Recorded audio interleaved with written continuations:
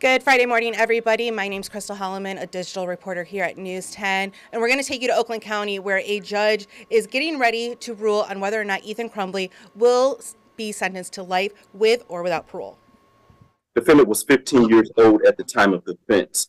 Therefore, the court is required to conduct a Miller hearing before determining whether to sentence the defendant to life without parole or a term of years. The court conducted the Miller hearing, and this opinion and order follows. A basic precept of justice requires that punishment must be proportionate to both the offense and the offender. In Miller, our United States Supreme Court struck down mandatory life without possibility of parole sentences when the offender was under 18 years old. The Supreme Court has long recognized that children are constitutionally different from adults for sentencing purposes. Sentencing a child to life without parole is excessive for all but the rare offender whose crime reflects irreparable corruption. Miller requires that before sentencing a juvenile to life without parole, the sentencing judge take into account how children are different and how those differences counsel against irrevocably sentencing them to lifetime in prison. The court recognized that a sentencer might encounter the rare juvenile offender who exhibits such irretrievable depravity that rehabilitation is impossible and life without parole is justified. But in light of a child's diminished culpability and heightened capacity for change, Miller made clear that the appropriate occasions for sentencing juveniles to the harshest possible penalty will be uncommon. In Jones versus Mississippi, the United States Supreme Court confirmed that Miller did not impose a formal fact-finding requirement and added that a finding of fact regarding a child's incorrigibility is not required. If the Miller or Montgomery court wanted to require sentencers to also make a factual finding of permanent incorrigibility, the court easily could have said so, and surely would have said so. The United States Supreme Court set forth the circumstances that a trial court should consider before concluding that it is appropriate to sentence a juvenile offender to die in prison. The circumstances that a trial court must consider are called the Miller factors. The Miller factors are: 1, the juvenile's chronological age and its hallmark features, among them immaturity, impetuosity, and failure to appreciate risk and consequences. 2, the juvenile's family and home environment from which he cannot usually extricate himself, no matter how brutal or dysfunctional. 3, the circumstances of the homicide offense, including the extent of his participation in the conduct and the way familial and peer pressures may have affected him. 4, the incompetencies of youth, which affect whether the juvenile might have been charged with and convicted of a lesser crime. For example, because the juvenile was unable to deal with law enforcement or prosecutors, or because the juvenile did not have the capacity to assist their attorney in their own defense. And 5, the juvenile's possibility of rehabilitation. In Michigan, the prosecutor must move the court to impose a sentence of life without parole for a juvenile, and if it does, then the court shall conduct a hearing on the motion as part of the sentencing process. At the Miller hearing, under Section 6, the court shall specify on the record the aggravating and mitigating circumstances considered by the court and the court's reasons supporting the sentence imposed. The court may consider evidence presented at trial together with any evidence presented at the sentencing hearing. Each victim must be afforded the right to appear before the court and make an oral impact statement at any sentencing or resentencing of the defendant. The court notes that the defendant has pleaded to terrorism causing death, which has approximately 2,000 or more victims. As such, the court found it necessary to adjourn sentencing out far enough so that the Michigan Department of Corrections would have enough time to prepare the pre-sentence investigation report and contact any victims who may want to make a statement to the court. The court scheduled sentencing for December 8, 2023. At that time, the court will have a completed pre-sentence investigation report and will also hear from victims. The purpose of this opinion and order is to simply decide whether the prosecution has met its burden by clear and convincing evidence that life without parole is not disproportionate. If the court decides not to sentence an individual to imprisonment for life without parole eligibility, the court shall sentence the individual to a term of imprisonment for which the maximum term shall not be less than 60 years, and the minimum term shall not be less than 25 years or more than 40 years. Miller's substantive holding is that life without parole is an excessive sentence for children whose crime reflect transient immaturity. Taken together, Miller and MCL 769.25 create a rebuttable presumption against life without parole sentences for juvenile offenders. As a procedural mechanism, therefore, it makes sense for a sentencing court to start from the premise that the juvenile defendant before them, like most juveniles, has engaged in criminality because of transient immaturity, not irreparable corruption. The Taylor Court found that the court need not make any particular finding of fact, but that it does not relieve the prosecutor of the burden of demonstrating facts that support their extraordinary request to sentence a juvenile defendant to life without parole. Additionally, the Taylor Court found that the prosecutor must prove facts and circumstances that rebut the presumption against life without parole by the well-known standard of clear and convincing evidence. The trial court must consider all the evidence before it and determine whether the presumption has been rebutted to impose life without parole. This is an exercise in discretion, not a fact-finding mission. There is no particular fact that a prosecutor must prove to establish that life without parole is appropriate.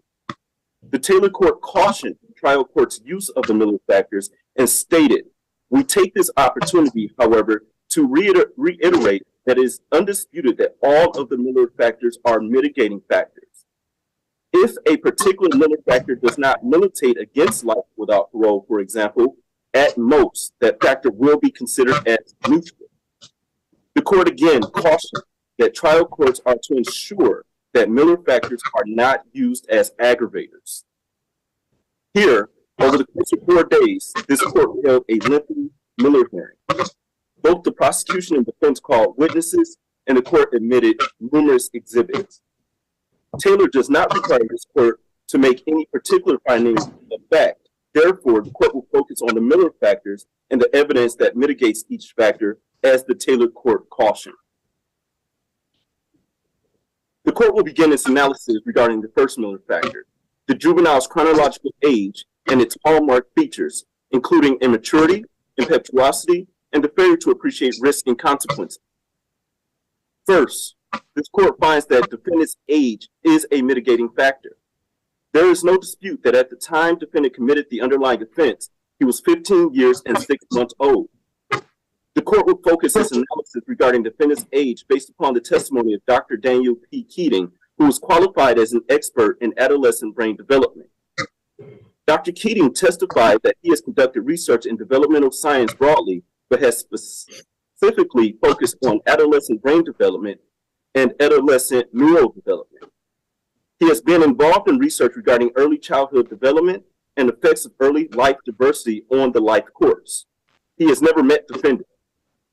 In sum, Dr. Keating testified that until a person reaches their early 20s, the limbic system or bottom brain shows a period of very high activation, hyperactivation, beginning in middle adolescence and carrying on until their early 20s. And so the incentive and the word-seeking system is at a height during that period of time. Dr. Keating described defendant's brain at the time of the offense as an adolescent brain. An individual possesses an adolescent brain between age 11 and 24 years old. The court also notes that defendant is at just 15 years old and not had much life experience. Additionally, because of his age, defendant relied on the care and support of adults, primarily from his parents. He could not make major life decisions without the approval of his parents or an adult. As such, the court finds his age is a mitigating factor. Next, the court finds defendant's maturity is a neutral factor. Although the court finds that defendant's age is a mitigating factor, his age alone does not persuade this court that his maturity is a mitigating factor. In this case, defendant's age and maturity do not go hand in hand. Prior to the shooting, defendant appeared as mature, if not more mature than those his age. He was employed at age 14 at a diner near his home. He worked until September of 2021, 2 months prior to the shooting, when he and his parents decided to allow defendant more time to focus on improving his grades in school. Defendant participated in bowling and wanted to make bowling his career. Bowling was briefly canceled due to COVID-19, but he returned to bowling in late fall of 2020. Defendant indicated that between work, homework, and playing video games, he could not find time to do other stuff. Defendant has been described as a person with average to above average intelligence.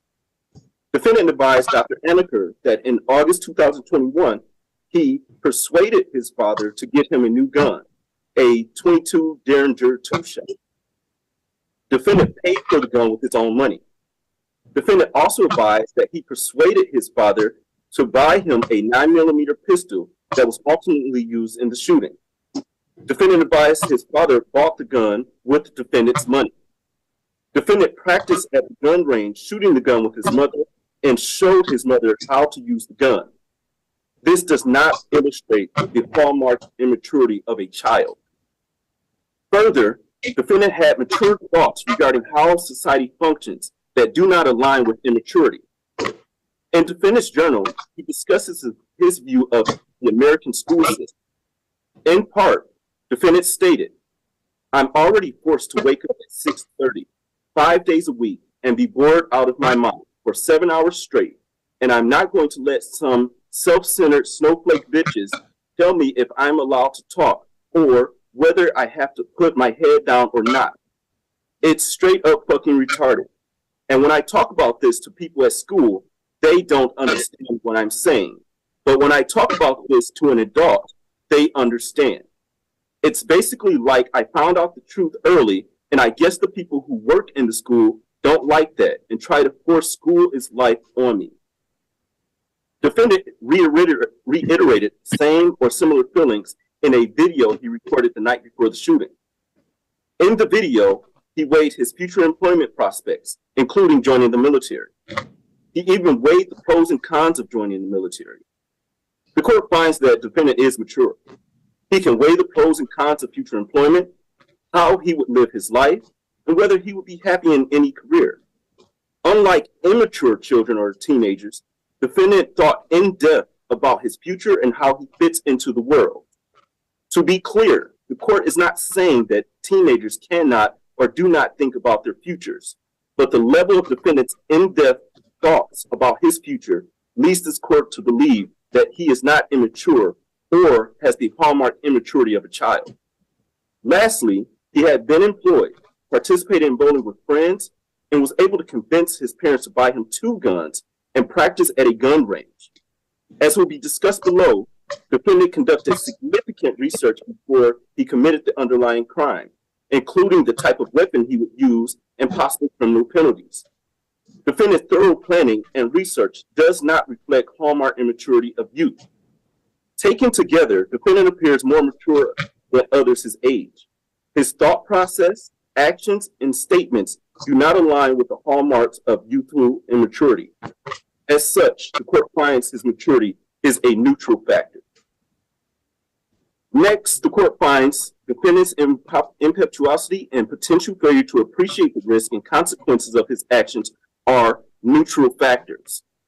Dr. Keating provided the court with ample testimony regarding adolescent brain development and brain maturity. Dr. Keating testified that there are specific hallmarks of adolescent brain development, which include development of the limbic system, bottom brain, the frontal vortex, and ultimately the prefrontal system, the top brain, the relationship between the bottom brain and the top brain, and the period of extremely high neuroplasticity. The prefrontal cortex is responsible for executive functions, which is the ability to think through things in a systematic way, to focus attention, and to shift attention appropriately. The prefrontal cortex is the primary way that individuals learn to inhibit impulsive or impetuous behavior. Further, an adolescent brain continues to develop until it reaches maturity, which is in one's mid-20s. By age 16, adolescents are not very different from adults in their ability to do things like solve logic problems. The prefrontal cortex has limited capacity. When fully engaged in one's tasks involving effortful control, it has limited or no capacity to undertake additional tasks that require judgment. This has 2 implications. One, having embarked on a plan to undertake a risky behavior, The execution of that plan may use up the available prefrontal cortex resources, further compromising the adolescent's ability to adjust behavior when circumstances warrant. 2, engagement with other activities that demand prefrontal cortex resources, such as dealing with emotionally arousing situations or in the face of peer pressure, may make the limited prefrontal cortex resource effectively unavailable. Until the adolescent brain matures, the ability of the rational, analytic judgment and governance functions of the prefrontal cortex to override unanalyzed poor decision-making is limited. The limbic system, also known as the bottom brain, is responsible for emotional and hot cognition elements that go into decision-making. The decision-making for an adolescent depends on the interaction between the prefrontal cortex and the limbic system. An adolescent brain has less ability to inhibit and control behavior that is impacted by hormonal changes associated with puberty. By age 15 or 16, adolescents can respond accurately to how risky various scenarios are, but their ability is diminished when aroused. The weighting that adolescents give to the benefits compared to the minuses that they would give to the risks tend to be substantially weighted more towards benefit rather than looking at the risk in adolescents compared to adults. The fact that there was planning or premeditation before committing a crime does not change Dr. Keating's finding that an adolescent brain functions differently than an adult brain. Specifically, Dr. Keating testified in part that the fact of planning obviously means that it's not an impulsive split-second decision to do something, but it doesn't necessarily mean that it's not an impetuous plan that has been carried out. It is difficult for an adolescent to deviate from a plan, even a bad one. Dr. Keating described the process as analogous to getting on a train that is headed in a bad direction and trying to find a way to get off of a runaway train. For adolescents, finding an exit ramp is much harder than it is for adults. Dr. Colin King testified that the defendant is mentally ill. The court qualified Dr. King as an expert in mental health and forensic psychology. Dr. King became involved in this case in December of 2022. He spent 23 to 24 hours testing the defendant over the course of 6 virtual sessions using 15 different assessment tools.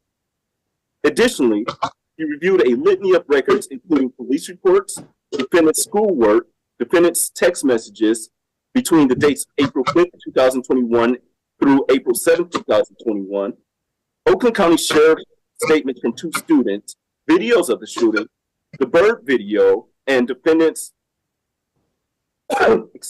defendant's manifesto. Having reviewed the records, Dr. King concluded that a review of defendant's text messages months preceding his arrest and charges indicates that he was experiencing severe paranoia, delusions, and hallucinations. Dr. King noted that defendant meets the criteria for the following disorders: major depressive disorder, severe with psychotic features, generalized anxiety disorder, and obsessive compulsive disorder. In contrast, Dr. Lisa Anaker testified that at the time of the offense, defendant did not meet the statutory definition of mentally ill. The court qualified Dr. Anaker as an expert in forensic psychiatry. Dr. Anaker's understanding of Michigan definition of mental illness is that it is a substantial disorder of thought or mood that significantly impairs a person's judgment, behavior, capacity to recognize reality, or ability to cope with ordinary demands of life. On March 15, 2022, Dr. Anaker evaluated defendant relative to his criminal responsibility. The evaluation lasted approximately 5 hours. Prior to interviewing and evaluating defendant, Dr. Anaker consulted with defense counsel and the prosecution, reviewed police reports, Federal Bureau of Investigation interviews, U.S. Department of Justice reports, defendant's written or drawn material, videos, and a host of other information as outlined in pages 1 through 6 of her written report. Defendant advised Dr. Anaker that he had never been formally involved in mental health treatment prior to the alleged offense. Prior to the offense, defendant described having low mood, lack of motivation, low energy, occasional anhedonia, which is the inability to feel pleasure, suicidal thoughts, and a suicide attempt in October of 2021, and decreased appetite. Additionally, he described hearing both external and internal voices and had frequent hallucinations. Nevertheless, Dr. Anaker noted that a person can have anxiety or depression and can see a therapist, and they might not meet the criteria for statutorily defined mental illness because it does not rise to the threshold of a substantial disorder of thought or mood. Dr. Anaker disagreed with Dr. King's diagnosis of major depressive disorder severe with psychotic features because Dr. King relied heavily on subjective data instead of objective data. Dr. Anaker stated that it would be incredibly atypical for someone who was acutely psychotic, to then show no signs of psychosis, both during the shooting, immediately after the shooting, and then for months after in the jail without treatment. Additionally, defendant advised Dr. Anaker that he was not hallucinating at the time of the shooting, nor did he hallucinate in the days prior to the shooting. He denied command hallucinations, which are voices that command a person to do something. Importantly, defendant did not attribute any of his behavior to delusions or psychosis.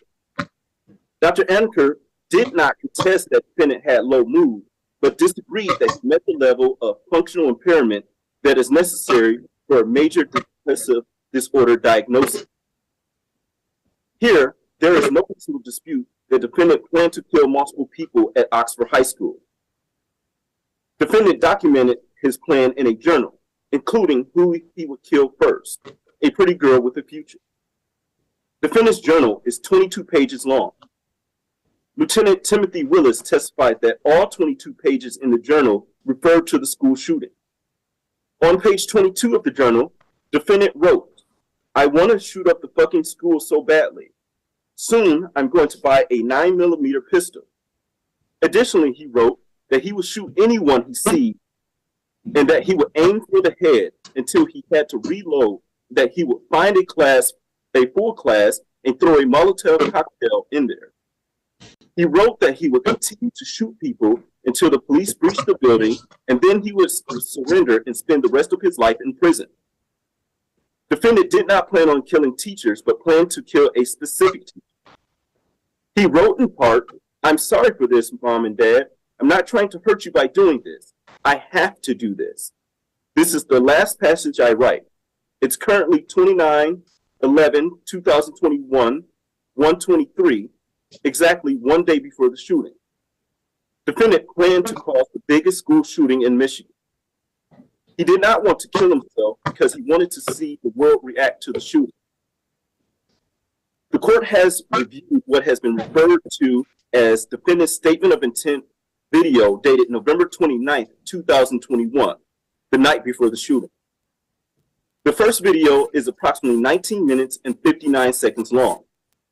In general, defendant confirmed that he was going to do the school shooting and gave reasons why. Defendant knew the possible consequences of his actions because he conducted research regarding possible penalties. He conducted research regarding other school shootings. Defendant's web history shows that he searched for, should you do something that can imprison you? Should you do something that scares you? Aftermath of the deadly shooting at Stoneman Douglas High School in Parkland, Florida. What is the worst prison sentence you can get in Michigan? This was searched for 4 times. What is a life sentence for a 15-year-old?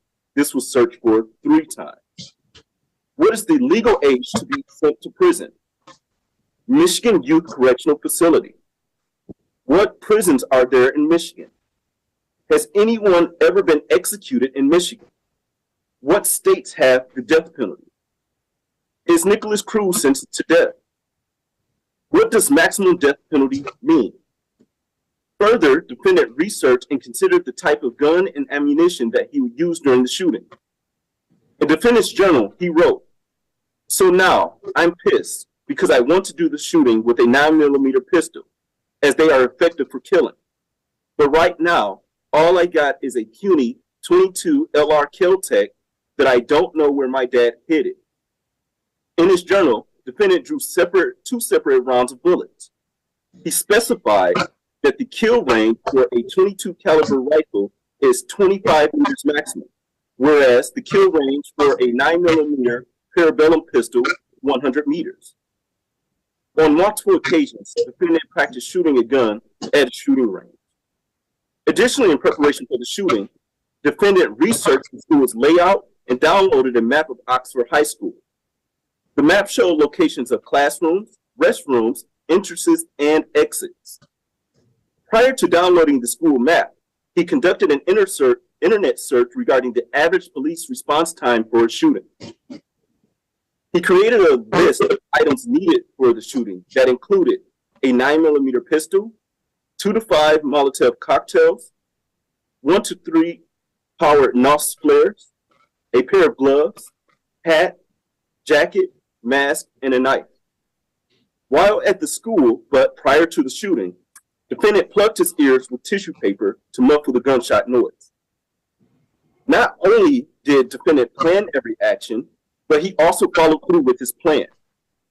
First, defendant shot Phoebe Arthur and Elijah Mueller, who were shot in the face and neck area. He then shot John Alcido, who was running for his life.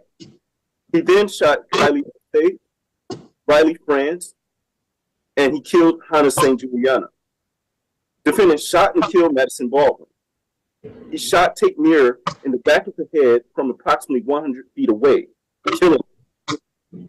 He walked past an occupied classroom, turned around, and fired several shots into an office, shooting Molly Darnell. Aiden Watson was shot as he was running for his life. Defendant killed Justin Sterling in the restroom. All in all, defendant killed 4 people and injured 7 others. Again, this court finds impetuosity and potential failure to appreciate the risks and consequences of his actions are neutral factors. The court cannot find impetuosity mitigating here based upon defendant's significant plan to conduct the school shooting. The court notes that defendant may have had a mental illness, but that does not persuade the court that this factor is mitigated. As outlined, he researched the weapon he would use, he downloaded a map of the high school, he put tissue in his ears to protect himself prior to the shooting, and he methodically shot and killed several individuals with precision after having practiced at a gun range. This is not a case where the defendant had no time to think about what he was going to do. He had several opportunities to not conduct a school shooting, but he went through with it anyway. Additionally, he had several opportunities to stop the school shooting during the incident, but he did not. After shooting the first person, he was not deterred from shooting others. The defendant's decision to conduct the school shooting was not an impulsive or impetuous decision. It was a thoroughly thoughtful one. Next, he appreciated the risks and consequences of his actions. How can this court possibly find mitigating that defendant did not appreciate the risks and consequences of his actions, where defendant said he would spend the rest of his life in prison and even wrote about it and conducted significant research regarding a potential prison sentence? Defendant wrote in his journal, "I'm probably going to spend the rest of my life in prison. I hope I can talk to someone, though, so I don't take my anger out on the other prisoners." As outlined above, he conducted significant research regarding possible criminal penalties. In one internet search, he specifically searched, what is a life sentence for a 15-year-old on 3 different occasions? And what is the worst prison sentence you can get in Michigan on 4 different occasions, albeit the searches were conducted on the same day? Presumably, the defendant would have received a response to his internet search that would have advised him of the possible penalties. He even researched Michigan prisons. Additionally, he researched other school shooters and their sentences. He knew the full outcome of his actions and appreciated the consequences. Dr. Keating testified that an adolescent's ability to override unanalyzed poor decision-making is limited. But here, defendant analyzed every action that he would take. Defendant certainly analyzed his poor decision to conduct the school shooting, so his ability to override the best decision should not have been limited. In sum, impetuosity, and potential failure to appreciate the risks and consequences of his actions are neutral factors. Next, the court finds that the juvenile's family and home environment from which he cannot usually extricate himself, no matter how brutal or dysfunctional, are mitigating factors. There is no question that defendant's home environment was not ideal. Prior to the offense, defendant was a resident of Oxford, Michigan. In 2020, Oxford, Michigan had a population of 3.5 thousand people with a median age of 43 and a median household income of $67,130. Defendant's family fit the profile of the average family in Oxford. The court reviewed defendant's admitted Exhibit B, which is Dr. Jillian Peterson's report from the Violence Project. Dr. Peterson is the co-founder and co-president of the Violence Project Research, which is known for its public database of mass shooters in the United States. Dr. Peterson outlined in her report that witnesses will testify about defendant's early childhood growing up in Washington State. Multiple neighbors heard yelling, screaming, smacking, and crying coming from inside the Crumbleys' various residences on multiple occasions. Neighbors thought there was domestic violence happening, complained to management, and even called the police. Friends and neighbors witnessed defendant punished violently by James and Jennifer Crumbley.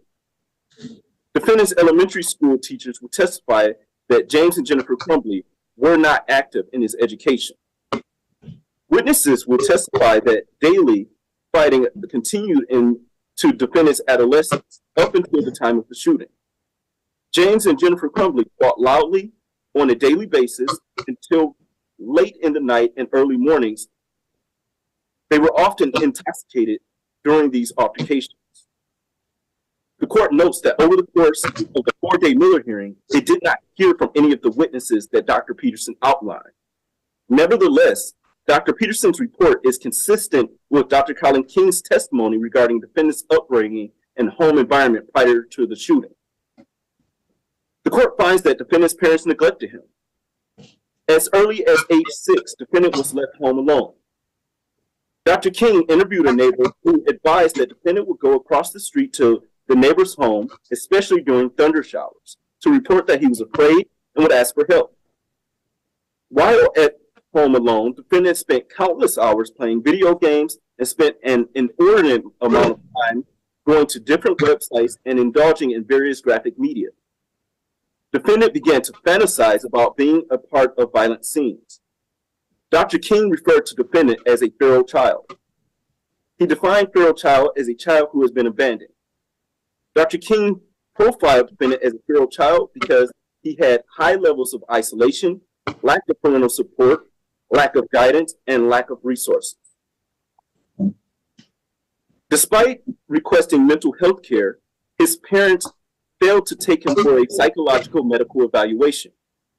In Dr. Aniker's report, she stated, while Mr. Crumbley denied any formal mental health treatment prior to the alleged offenses, he recalled requesting mental health care within the last year. He noted on his 15th birthday, he got really upset and said, "I want to see a therapist." He was asked why he wanted to see a therapist at that time and stated, "I guess I didn't want to move forward in life. I wanted to stay at that point. So when I realized I'm getting older, I needed help to get past that." He stated his mother reportedly said, "All right, I'll get you someone you can talk to." Defendant stated, "It never really happened and I forgot about it." Defendant's father bought him a gun that was ultimately used in the school shooting, despite knowing defendant needed a psychological and medical evaluation. Defendant's aunt and step-grandmother submitted letters to this court's review. That's defendant's Exhibit T. The court has read both letters. Defendant's aunt has been in weekly contact with him since incarceration in November of 2021. He has also had almost weekly contact with his step-grandmother. Defendant's aunt visited him in July of 2021. She describes him as an individual who possesses several remarkable traits. Defendant's aunt wrote to the court, "In my opinion, Ethan had a good childhood, filled with love, family vacations, and happy memories. The last time she saw the defendant was in July of 2021. She described him as very helpful and respectful and assisted her in any way needed. They had a great conversation regarding his employment and pets. He even advised his aunt how he nursed an abandoned kitten back to health. This was 4 months prior to the shooting. Both his aunt and step-grandmother continued to support him. Per defendant, he did not experience trauma or abuse growing up. Defendant provided Dr. Annika with historical information regarding his upbringing and home environment. Dr. Annika reported that Mr. Crumbley was asked if he experienced trauma or abuse growing up. He denied this. He was asked specifically about a witness statement from a student at Oxford High School, in which she told police that Mr. Crumbley had informed her that his father shot him with BB guns on a regular basis. He responded, "I lied about that." He stated he had indeed told his classmate that his father shot him with BB guns, but indicated he only told her in an attempt to relate with her in her own struggles. He again denied any experience of physical, sexual, or emotional abuse. He instead recalled pleasant memories of camping with his parents and owning a wide variety of animals at their home, including a ferret, rabbit, chinchilla, and various cats and dogs.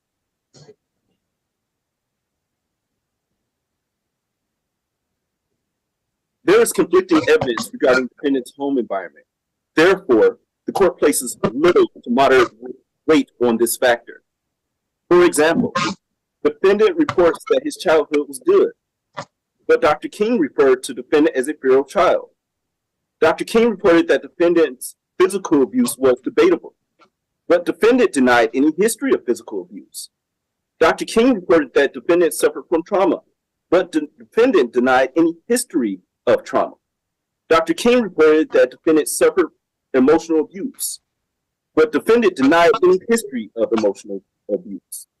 Dr. King advised that defendant's parents abandoned him, but they both discussed trying to get defendant's school counselor to talk to him. Further, multiple texts from defendant's mother show that she took interest in how defendant was doing, whether he made it home from school, and whether he had eaten before work, because she did not want him to go to work feeling unwell.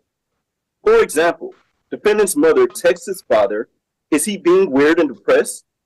However crude, it shows an interest in defendant's well-being. Defendant's mother showed an interest in how defendant was doing and communicated those issues to defendant's father. Therefore, it does not appear to this court that defendant was a feral child as Dr. King described. Nevertheless, defendant's parents failed to get him the psychological medical evaluation that he needed, despite defendant asking for help. Defendant was exposed to substance abuse, but he denied that it negatively impacted him. In fact, he stated that he viewed his parents as a reminder of what not to do, and specifically looked to his father as what not to do, so he never touched, quote, weed, unquote, or alcohol. Indeed, it appears that his parents' consumption of alcohol contributed to their neglect, but it does not appear defendant was significantly affected. So the court finds that defendant's parents' substance abuse minimally impacted defendant. The court finds that his parents' neglect is a mitigating factor. However, his general home life, while not ideal, was also not terrible. Despite his parents' shortcomings, defendant appeared to have a loving and supportive family. He went on family vacations, owned several pets, and had visits from family. He had housing, lights, gas, water, and by his own statement, he was not subject to physical or sexual abuse. In defendant's own words, his childhood was good.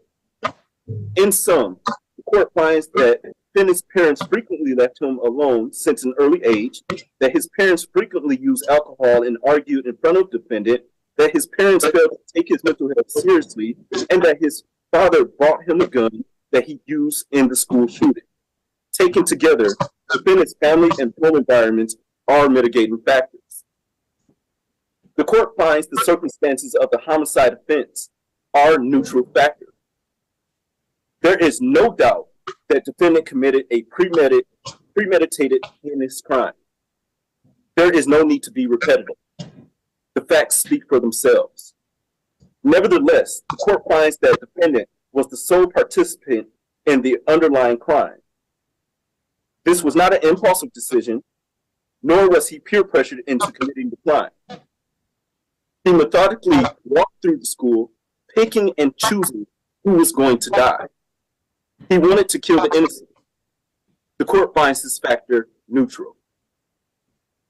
Next, the court finds that the incompetencies of youth, which affect whether the juvenile might have been charged with and convicted of a lesser crime, whether the juvenile was unable to deal with law enforcement or prosecutors, or whether the juvenile did not have the capacity to assist their attorney in their own defense, is a neutral factor. The court notes that defendant filed an insanity defense and subsequently withdrew the defense. Defendant has never been referred for competency. The court appointed 3 attorneys to assist defendant, which includes a legal guardian ad litem. The court appointed a legal guardian ad litem because defendant's parents are incarcerated at the Oakland County Jail. He has had more than adequate legal representation. Defendant can consult with his attorneys. He understands the charges against him, and he has had a factual understanding of the charges. In fact, he participated in his own defense and submitted to numerous evaluations and interviews from defense experts. Dr. King categorized defendant as a highly intelligent person. Defendant, in consultation with his attorneys and legal guardian ad litem, pleaded guilty as charged to all counts within the general information. There is no evidence on the record that defendant's youthfulness caused him to be charged with higher crimes versus lesser crimes, nor is there any evidence that he does not have the capacity to assist his attorneys in his own defense. Based upon his careful planning, maturity, and intelligence at the time of the offense, there is no evidence that defendant would have dealt with police or prosecution any differently if he was an adult. In fact, defendant specifically planned how he would deal with the police at the time of the shooting, surrender, and allow police to take him into custody. As such, the court finds this factor is neutral. Lastly, the court finds the juvenile's possibility of rehabilitation is a neutral factor. According to both the prosecution and defense, this case poses an issue of first impression in the United States because it involves the court weighing the Miller factors prior to sentencing and not on resentencing for a minor who was 15 years old at the time of the offense. Normally, in determining a juvenile's possibility of rehabilitation, the court has prison records or other records to rely on because the individual is before the court on resentencing for crimes in which they received life without parole sentences while minors. They are also known as juvenile lifers. Currently, defendant is 17 years of age and has been incarcerated since November of 2021. Therefore, the court has limited information regarding defendant's possibility of rehabilitation. So, the court finds it important to note his behavior prior to the underlying offense and his behavior thereafter in weighing his possibility of rehabilitation. Prior to the underlying offense, it is clear from the record that defendant was obsessed with violence. Defendant's internet history shows him visiting a specific violent website daily, months prior to the shooting. Lieutenant Willis described the site as an extremely graphic website that shows actual footage of crimes, murders, and assaults. On November 23, 2021, 1 week prior to the shooting, defendant searched for violent footage of brutal murders done with a machete and chopped machete compilations. On November 29, 2021, the day before the shooting, defendant watched videos of several school shootings and their aftermath.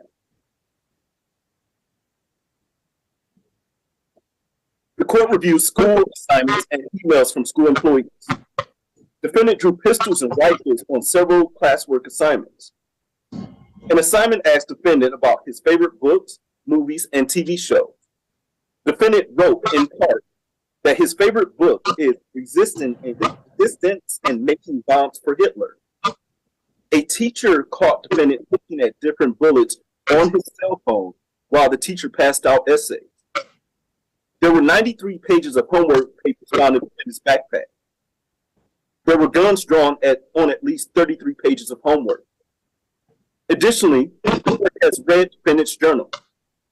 Defendant wrote, "If I would have never thought of the brilliant idea of shooting up the school, then I probably would have become a serial killer. I don't know which one is worse. LOL." Excuse me. Additionally, defendant wrote that he started a plan to kidnap, rape, and kill a young woman in his neighborhood, and that he found out she lived 5 minutes from him. He stated he would kidnap her with an industrial garbage bag, and he would then torture and rape her until he slit her throat. He further wrote about how he killed 8 infant baby birds by slowly torturing them until death. The court has reviewed videos that depict defendant torturing a baby bird as he talked to it. He slowly killed the baby bird. In May of 2021, defendant texted his friend B about torturing baby birds. B advised defendant that most psychopaths start with small animals and eventually get bored with killing small animals and move on to killing bigger animals and then people. Defendant responded, "Yes, sir." It is important to note that defendant stated to B that most serial killers get their damage from their family or accidents, but I have no trauma from my past. I was just born this way. When Dr. Anker asked him what thoughts or feelings arose when he tortured baby birds, the defendant responded, "It's like a feeling between good and pleasurable. A relief feeling, feeling empowered. I don't know, it just felt good." There's other disturbing evidence, but it's clear to this court that defendant had an obsession with violence before the shooting. As stated, the court also finds it appropriate to note defendant's post-arrest behavior in determining his possibility of rehabilitation. Since the defendant's incarceration at the jail, he has attempted to obtain his GED. The court has read the report of defendant's legal guardian at Lytton, Ms. McKelvey. Defendant passed all practice GED tests, including the math portion, with which he had struggled. Defendant was unable to take the GED test due to the inability to find a proctor approved to enter the jail. Per Ms. McKelvey, she believes if defendant had the opportunity to take the test, he would have passed. While at the jail, defendant has had several misconducts. On January 23, 2023, defendant was investigated for an incident where the juvenile next to his cell was able to use the GED tablet to post a video on Instagram from his cell. Defendant told deputies that he was the person who hacked into the protected password on the tablet, and that he also told the other juvenile inmate how to hack the tablet. Defendant advised deputies that he had hacked the tablet to play video games and read articles online regarding his case. This was not entirely true. Law enforcement was able to recover the tablet's deleted internet search history. Deleted search history showed that the defendant searched the same violent website he searched prior to the shooting to watch violent videos of the police, work accidents, and a prisoner killed during a fight in a cell. On February 10, 2023, defendant received his first violation for allowing another inmate to use his phone pen and allowing the other inmate access to defendant's phone credits and account. On the same day, jail staff observed defendant using a thin rope to wiggle a sugar packet to another juvenile inmate in a cell next to his. Defendant refused a deputy's order to give him the rope and instead flushed it down the toilet. In the jail, it is considered dangerous contraband. On February 11, 2023, defendant received a Category 1 violation for making contraband dice and a gaming board out of toilet paper and a cardboard box lid. Defendant received a fourth violation for failing to follow deputies' orders to remove trash bags on his windowsill. The deputies removed the trash bags and placed them on the floor, but defendant put them back up. The jail has also cited defendant for 3 additional rule violations that occurred on May 23, 2023, which included 2 violations of the jail's health and safety rules violation and 1 violation for destruction of jail property. The health and safety violations were for defendant's failure to keep his room clean and sanitary, whereas the destruction of jail property violation was because defendant removed a screw from the toilet seat in his cell. In sum, defendant's expert in corrections, Dr. Romanowski, noted that defendant has demonstrated moderate difficulty adjusting to incarceration at the county jail. Dr. Romanowski, when asked about his opinion regarding defendant's potential for rehabilitation, stated, "I've had very limited information, basically defendant's records in jail. But honestly, I think everybody has a potential for change. And I think Mr. Crumbley would be no exception to that rule. But I think he has to make that choice. He has to be the one to say, I want the change." Additionally, Dr. King testified that he believes defendant can be rehabilitated. In support of his opinion, Dr. King referred to working in the field of brain injury for 25 years and his treatment of people with mental health. He further referred to neuroplasticity, which is the ability of the brain to create new pathways. Dr. King indicated that the defendant's brain is still maturing and his brain may not reach full maturity for another 10 years. The court finds that the evidence at this point shows that defendant's possibility of rehabilitation is slim. Defendant continues to be obsessed with violence and could not stop his obsession even while incarcerated at the jail. His obsession with violence is in part what caused defendant to commit the underlying offense. If defendant continues to be obsessed with violence in the jail, how can there be a possibility of rehabilitation? He continued the same type of behavior that he exhibited pre-incarceration. Although defendant may have received his GED if he could have taken the test, that alone does not show a possibility of rehabilitation. As defendant's own expert stated, defendant has to be the one who wants to change if he is to be rehabilitated. The evidence does not demonstrate to this court that he wants to change. Further, the court notes and considered Dr. King's testimony regarding rehabilitation. Dr. King testified that defendant's brain has not reached full maturity and therefore a defendant can be rehabilitated. The court gives this conclusion little weight because it only focuses on defendant's brain maturing. It does not appear to consider other factors such as how will prison affect defendant's rehabilitation, or defendant's family support or lack thereof, or if defendant even wants to be rehabilitated.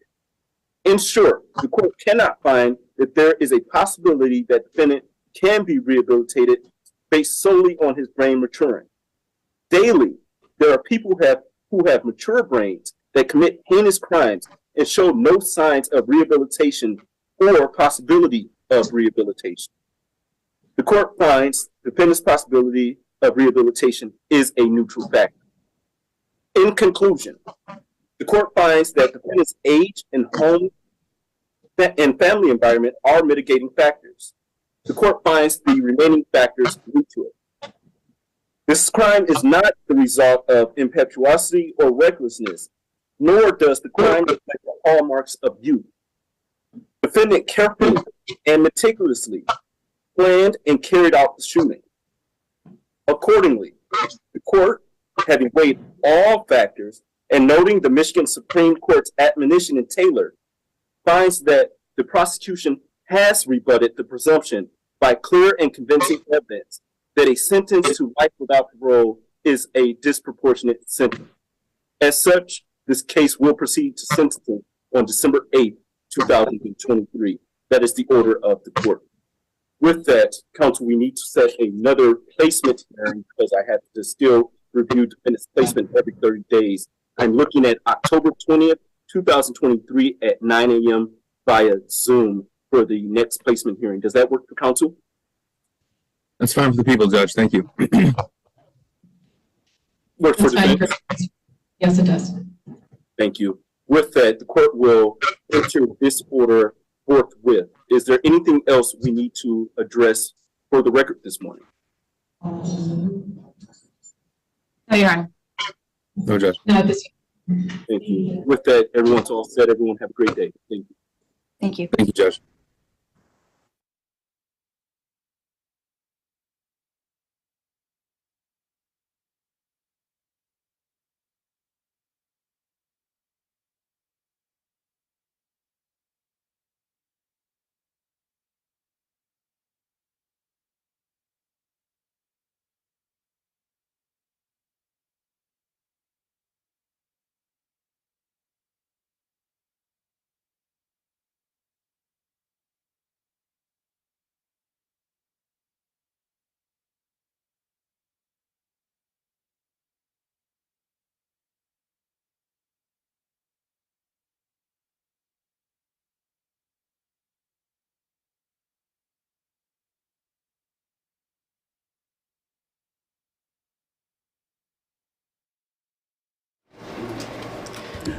All right, in case you missed it, Judge Kwame Rowe has sentenced Ethan Crumbley to life in prison without the possibility of parole. We're going to have more on this coming up at 11 o'clock on News 10 today at 11, as well as first at 4.